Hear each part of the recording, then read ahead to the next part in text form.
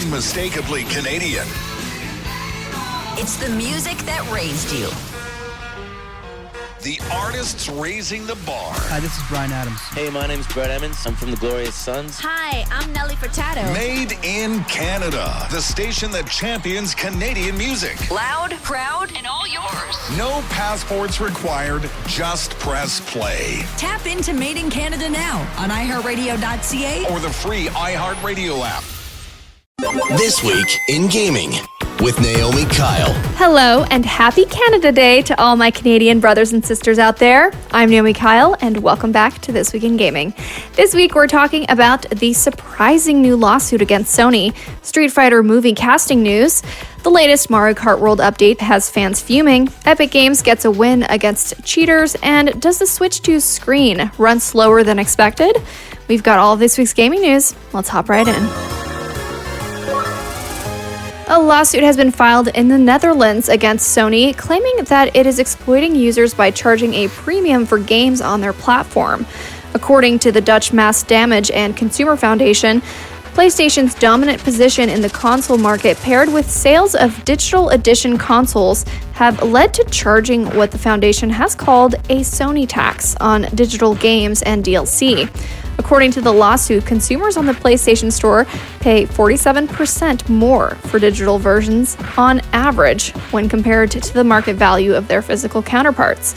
The lawsuit is expected to have its first hearing this year. If the foundation is successful, they hope that Sony will be encouraged to open the sale of its digital content to other marketplaces. After the announcement that a new Street Fighter movie was in development, fans of the franchise have been speculating who will be cast in to play the vast array of characters that make up the Street Fighter roster.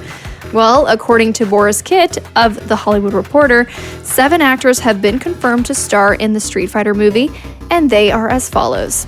Ryu will be played by Alex Koji, Ken will be played by Noah Centino, Chun-Li will be played by Colina Liang, Akuma will be played by Joe Anoa'i, who is better known for his WWE persona, Roman Reigns. Blanca will be played by Jason Momoa, Balrog will be played by rapper 50 Cent, and Vega will be played by country music star Orville Peck. To me, these casting choices seem too good to be true, but regardless, I am super thrilled to see video games making a comeback to the big screen after all these years. Fans of Mario Kart World are getting blue-shelled by Nintendo after the game received a patch that changes the way courses are selected in online matches. Since the game's launch, players have had mixed feelings surrounding Mario Kart World's new intermission races, which in essence is a cross-country drive followed by a single lap. When playing online, racers are given the choice between 3 intermission tracks and a randomizer, which, when chosen, would guarantee a 3-lap course that has long been a standard in Mario Kart. Now, with the latest update, the random option no longer guarantees a 3-lap race and can instead result in an intermission track anyway. Players are puzzled why Nintendo would seemingly go out of their way to strip away options from gamers, but some believe that is Nintendo's way of forcing players to play one of Mario Kart World's main features. And as if that wasn't enough, Nintendo of Canada has announced publicly that the original Nintendo Switch family of systems and products in Canada will experience a pricing update based on market conditions. This update won't affect the Switch 2 or its games, but whatever the price adjustment may be, we will know more when Nintendo shares the new pricing information on August 1st. We'll keep you up to date. The Switch 2 has been on the market for just 4 weeks, and already Switch owners have discovered a major flaw. No, it isn't stick drift. This time, the problem lies within the Switch 2's LCD display. Switch 2 owners have taken to social media to voice their concerns about the speed at which the monitor displays images, causing an effect that makes the graphics in games appear smeared. The outcry from fans quickly reached the ears of tech gurus across the internet, who, with help from their gadgets and technical wizardry, ran some tests on the Switch 2 screen, and boy, the results aren't pretty. Monitors Unboxed, a PC tech reviewer on YouTube, posted a video where they collected data from tests run against the Switch 2's monitor, revealing an average pixel response time of just 33 milliseconds. When compared to its predecessor, the original Switch from 2017, they were shocked to find that the Switch was actually faster on average, clocking a pixel response time of 21 milliseconds. The reason for this latency could be that Nintendo was focused on prioritizing battery life when designing the Switch 2. Monitors Unboxed suspects that Nintendo might have even underpowered the Switch 2's display in an effort to save battery, resulting in this very low pixel response time. The good news is that it is possible for Nintendo to fix this issue by simply pushing out a firmware update. Let's just hope they do it sooner rather than later. This week, Epic Games won a lawsuit that they filed against a Fortnite player named Sebastian Araujo, who cheated across 839 tournaments where he was awarded over $6,800 in prize money. Sebastian's use of aimbots and wall hacks have now earned him a lifetime ban from Fortnite and a hefty fine of $175,000. Epic Games has announced that they will not collect the fine and instead will donate all of the money to Child's Play, a charity whose sole mission is to provide toys and games to children in hospitals. Quest complete. So that's the news for this week. It's now time to chat with our guest. Nintendant joins us to discuss this new lawsuit Sony is facing, Mario Kart World's recent update, and is the Switch 2 screen too slow? Select game mode. Multiplayer. Hey Dante, welcome to This Week in Gaming. It's good to have you. Hello, thank you for having me. Excited to be here. Yeah, I'm stoked to have you on because I think we connected over TikTok. I saw some of your Nintendo videos. And you also gave me a shout out when I started doing TikTok videos. And it was just great to see someone who knew what I was about, what I've done in the past, and to have just a shout out from someone random on the internet. It was so cool. But thanks for coming on the show. I really am excited to talk about all the gaming news that we have going on this week. Yeah, me too. I'm excited to be here. I was also excited when I saw you join TikTok. I follow your career for a long time. Actually, you on the Daily Fix were one of the first inspirations for creating content. So it was really awesome. And to be here talking about games with you now, I mean, so cool. Really so cool. The best of both worlds. Yeah. Cool. Well, I'm sure you heard about this Sony story. Yes. Isn't it wild? They're facing a lawsuit right now. We talk about this in the show, but yeah, they've been, I don't know, they're being accused of hiking up prices of digital games versus physical games. Potentially, getting customers to spend way more money than they should have. What are your thoughts on this story? Ethically, this seems completely left field and really puts into question, should we trust Sony going forward? Oh, totally. I guess I'll first say you can never trust Sony, especially when it comes to your money. They will take everything they can. When it comes to the actual lawsuit at hand, I struggle a bit with the argument that they made. I read the summary, and it looks like they're making an argument of digital versus physical, and physical will always be cheaper because there's limited inventory space. You have used games. Those are always going to be cheaper than a digital game. Yeah. What they didn't touch on is the fact that PlayStation restricts developers from listing their keys on sites like Amazon, Walmart, or a different key sailor. And that's really where I think they have a solid argument. They do kind of talk about the developers being exploited, but they don't say that is how. You know what I mean? Right. Which makes me think that maybe they'll lose this case. Yeah, that was my next question. Do you think they'll win, or lose? At this point, it's really, we'll see. I'm assuming Sony has a lot of resources to fight this, of course. Yeah. But yeah, this is kind of a wild thing to come out of left field. Yeah. Do you think that they maybe did this because it's just been always part of their practice and they've just finally been kind of caught doing it? That's kind of my train of thought, right? Yeah. I mean, both Nintendo and Xbox, they allow developers to list their keys wherever. I mean, even the first party codes, you can go get those on Amazon at any time. I think Sony just didn't do that. No one really noticed. Actually, until I read the lawsuit, I just assumed I could go to Amazon and get a digital code for their games. And I'm an avid gamer, so I got to assume the average person has not caught on to this. I'm assuming it's just gone under the rug and they haven't gotten any blowback. Yeah, and maybe this will lead to other lawsuits in other parts of the world, Yeah. Kind of wild to see. So we'll see how this shakes out. Dante will come right back to you, and we're going to hit up Games Out this week for a little bit, and we'll be right back with more on the news and get to know Dante a little more, so stay tuned. Games Out. this week. Starting on July 1st, the Echo Paradox explores an alternative universe exclusively on PC. Mecha Break suits up on the PS5, PC, and Xbox Series X and S.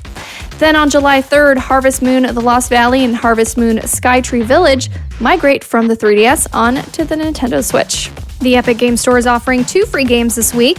Backpack Hero and Figment will be available for download from July 3rd to the 10th. And lastly, PS Plus subscribers can look forward to 3 free games for the month of July: Descent, Diablo 4, and King of Fighters 15.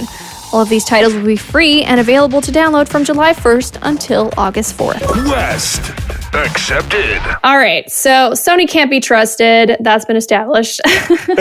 But we're talking Mario Kart because your name on TikTok is Nintendant. Is that pronounced right?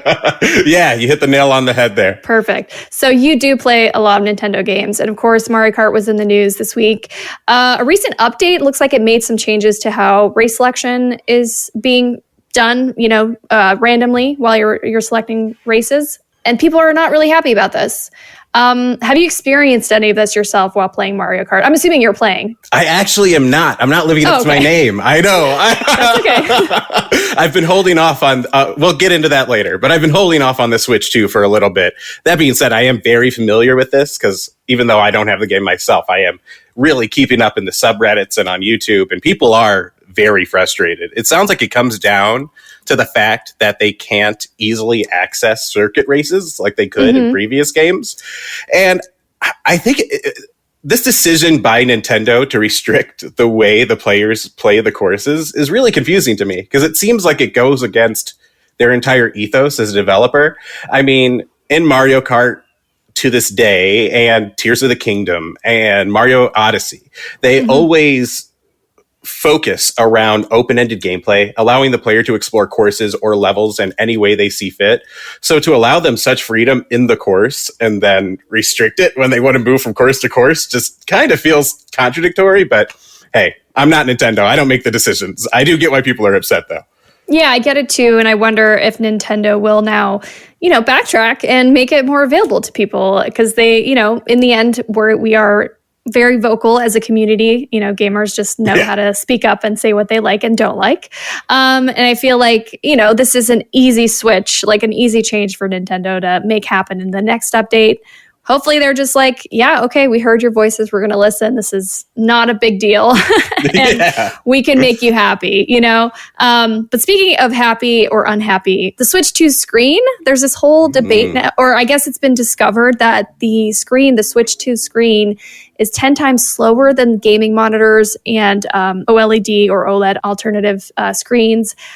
I'm not sure about the technical side of this, but I do feel like this is another thing that people are nitpicking about the Switch 2. What are your thoughts on this? Yeah, I was reading about that too. It kind of baffles me, to be honest. Like in the article I read, they said that the screen was twice as slow as the slowest monitor tested from Monitors Unboxed, which is, that's a crazy disparity. Right. And I already saw a bunch of videos of ghosting, which honestly, that gives me a migraine. It happens a lot with Unreal Engine 5. Can you explain it for people who don't know what that is? Yeah, totally can. Ghosting in a video game, you'll see after images of the movement of a character. So like if you're playing Skyrim and you swing your sword across the screen, you'll see the figure of the sword follow it as it moves across the screen. So you might have like 5 dim images of the sword all on screen at once. It gets really dizzying and really blurry. And the original Switch's screen was pretty dang good. And the Switch OLED was really good. Really good, so, yeah. I have no idea how this happens. I don't know how this happened. I don't understand why 10 times slower is a lot, that's not a small number. I'm wondering, are they undercutting the Switch 2 just so that they can come out with another better version or get quicker to the, start selling the OLED version? I don't know. It's very interesting.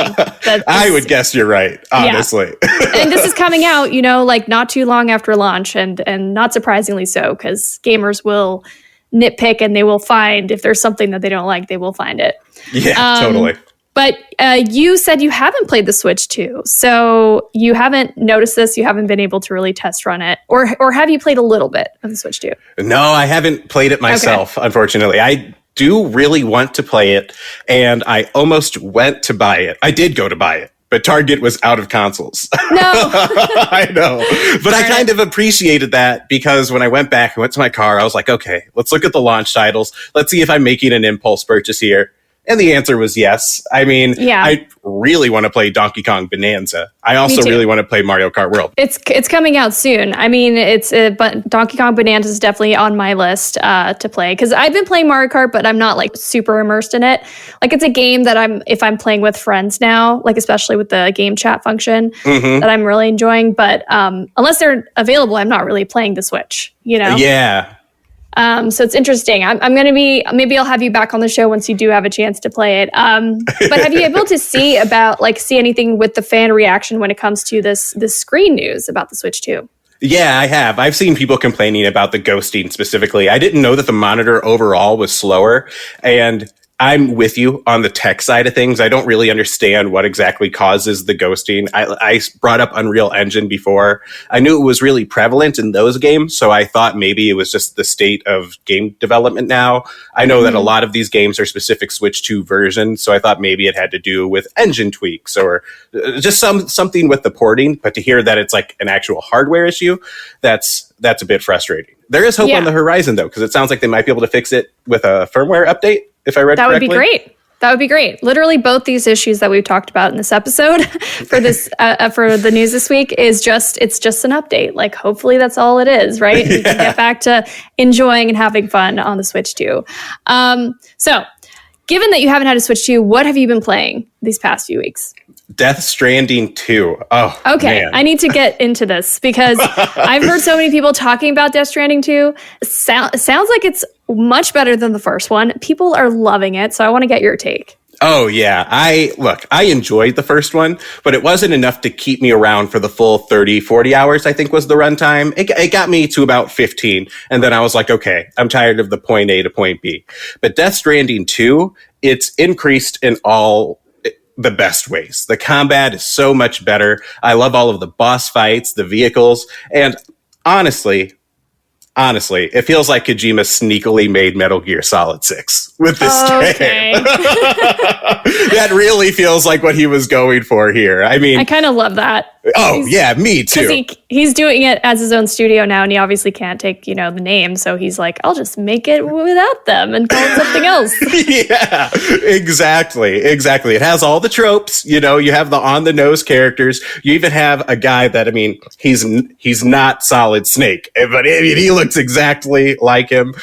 Big emphasis on like stealth gameplay, base capturing. It feels like Metal Gear Solid 5 Part 2, if not Metal Gear Solid 6. It's a blast. Amazing. You've not played it yourself?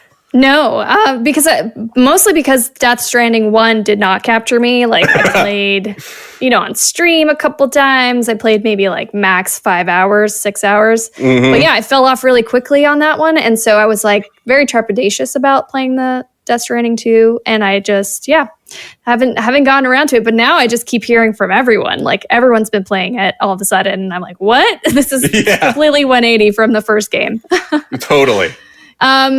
All right, well, let's talk about your unique perspective on content because we have a lot of people on my show who do the traditional, Twitch streaming, YouTube videos, that sort of thing. But I think you're the first person I've had on who does a lot of gaming content on TikTok. And I'd say that's primarily your platform, right? Yeah, totally. I'm trying to get YouTube up and running, but that's a different beast. It's a different beast. Yeah, it's definitely a different beast. So I want to get your perspective on what that world is like. Because I watch TikTok videos, but it's very here and there. And it's usually a lot of like cute dog videos or like stuff that's about homemaking and things like that. So I want to get your perspective on what the world of TikTok gaming content is like. Oh, gosh, what a good question. It's a deep question. It is a deep question. There's a lot to it, yeah. It's, I have a love-hate relationship with it. It's very easy to get your content out there. It's just at the click of a button. You can really make some quick thoughts. And thus it's easy to make a community or gather a community rather that really resonates with you. And you can find community and ideals and just the games you like. But on the other hand, being able to record your thoughts so quickly can sometimes backfire. They might not be the most well thought out. Right. I get that. There might be some knee-jerk reactions, and people might come at you with pitchforks like, this is a stupid take. And a lot of times I'm like, yeah, it was. I agree. Yeah. But overall, it makes it a really accessible way to talk about games, and I think get people interested in games that might not otherwise. I mean, I know the algorithm is the algorithm, but it does try to introduce you to new topics here or there. Like I find that I get some crossover with television and anime audiences, so I can find a way to try to introduce them to games or bring that in. And I think it makes the gaming community as a whole wider. And for that, I love it. Yeah, good. Well, it's good to get your perspective and also kind of your background. I was curious how and why you wanted to get into games. Like, what was the thing that made you decide this is what you wanted to do? Well, like I said, watching you on Daily Fix was awesome. I was like, that looks like something I want to do. It was Bruce and Adam on Inside Gaming. It's just seeing people talk about games so fervently, so enthusiastically, and building communities of people who wanted to talk about it with them was huge to me. I mean, I've played video games since I was like 4 years old. It is by far the thing I love most outside of my family. And I would love nothing more than to be able to make it a career, be able to do this full time, review games, dedicate my life to talking about games, and eventually make them myself. But that's farther down the road. and games just take a long time to make regardless. So, but I love that. I think that that's a great, way into it, especially it's just your passion, right? It's just like a thing that you gravitate towards and you make it, part of your career however you can, right? Mm-hmm. And find a way in however you can. That being said, your TikTok content and like just gaming TikTok content in general, would you say for someone who's not an avid gamer, someone who's listening, would you suggest watching TikToks about games to like get a kind of baseline understanding of the universe and like what's going on? Yeah, totally. You know how I said earlier that TikTok has more knee-jerk reaction, quick thoughts? I feel like that's what makes it approachable. A lot of times when you're making a YouTube video, you can get a bit heady. You can get really into the nitty-gritty of it. And if you're checking out a YouTube video, you'll be like, I have no idea what this person's talking about, right? But if someone makes a quick TikTok about why they like Stardew Valley, well, I mean, they're more likely to just use common terms. I like this because it's cozy. I like this because I can make relationships. I like this because I can build my farm, right? And I feel like the accessibility of that language just makes it easier for people to say, hey, maybe this is something that interests me. I love that. Cool. Well, Dante, it's been such a pleasure having you on the show. I hope you had a good time and I hope you'll be back for another episode, especially if you do hit up the Nintendo Switch 2 and get a chance to play it. Love to have you back on. Maybe around the time Donkey Kong Bonanza comes out, we should just discuss what we think of that game. It's such a weird thing to be saying that there's going to be like another tentpole Donkey Kong Country on a Nintendo console. I know. We're at that stage, which is exciting. We're living a dream. My 5-year-old self is screaming. Exactly, same. Donkey Kong Country was like one of my first games that I played. So, cool. Well, Dante, thank you so much again, and have a good rest of your week. I hope you have a great time playing Death Stranding too. Yeah, thank you so much for having me on. Have a great week. Nintendante is a video game content creator on TikTok. You can follow him on TikTok at Nintendante. Flawless victory! Continue! And that's This Week in Gaming. I'm your host, Naomi Kyle, and I had such a blast bringing you the news this week. Thank you so much for listening. Shout out to my co-writer, Josh Seaman. And don't forget to let me know what you're playing and what you think of these stories by tagging me at Naomi Kyle on social. From all of us here at This Week in Gaming, we wish you a gaming-filled week. We'll see you again, same time, same place. Talk to you later. This Week in Gaming is an iHeartRadio Canada podcast. Subscribe to this podcast on iHeartRadio or wherever you get your podcasts. Download the iHeartRadio app for more podcasts just like these.